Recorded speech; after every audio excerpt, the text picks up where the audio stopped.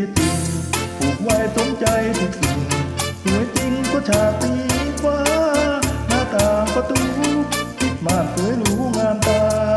ยามเราผ่านไปมาที่ยืนในบ้านแวกม่านยังเห็น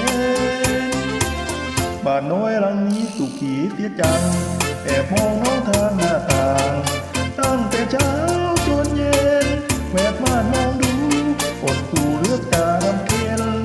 เกี่ยวก็เกี่ยวไม่เป็นได้แต่แอบมองน้องอยู่ทุกวันเห็นน้องเดินเดียวเดียวใจพี่อยากจะทักแต่แล้วก็ต้องชะงักเพราะใจไม่ไหวนึกถึงวันจะยิ้มจะหัวก็กลัวน้องจะไม่หันหัวใจที่แสนอัดอั้นมาทุกวันสุดจนบัดนี้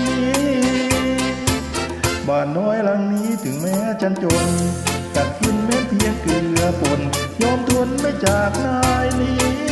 เงินหมื่นเงินแสนไม่อาจแม้นมาเราวีหากบ้านฉันไปก็ยีบ้านน้อยหลังนี้ฉันรักจริง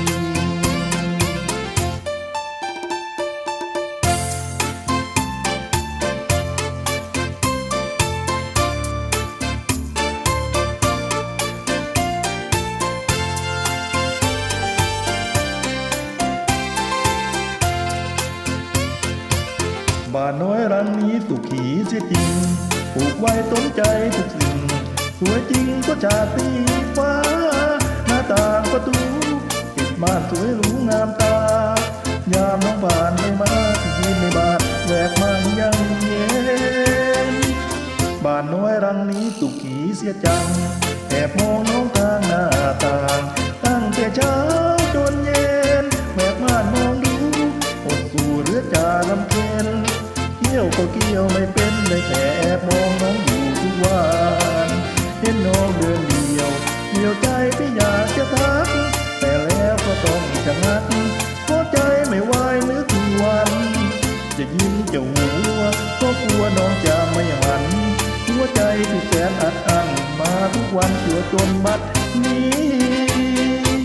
บ้านน้อยหลังนี้ถึงแม้ฉันจนกัดกินแม้เพียงเกลือป่นยอมทนไม่จากนายนี้เงินหมื่นเงินแสนไม่อาจแม้นมาราวีหากบ้านฉันไปก็ยีบ้านน้อยหลังนี้ฉันรัก